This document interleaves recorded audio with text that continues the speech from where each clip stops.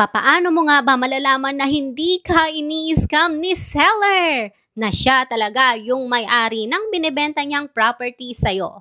Good morning, blessing. My name is Mami Lenny, your teacher mom here in Japan, dating ALT. Ngayon nga ay nagpapaupa na ng mga rental property units with my Japanese husband. So, papaano nga ba malalaman na hindi siya scam?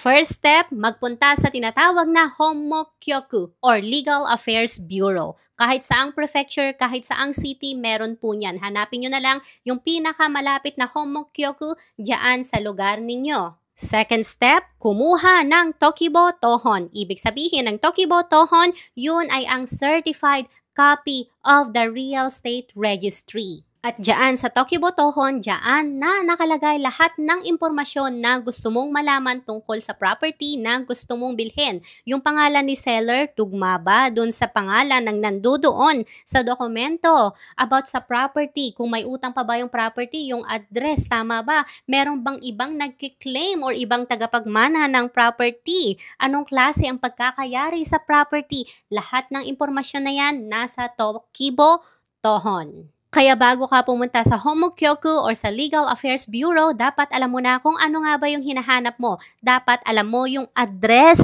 ng property na gusto mong bilhin, yung full name ni seller, and even the lot number. So if you can provide this information, mas madali nilang mahanap yung property na gusto mo. At magkano ang iyong babayaran?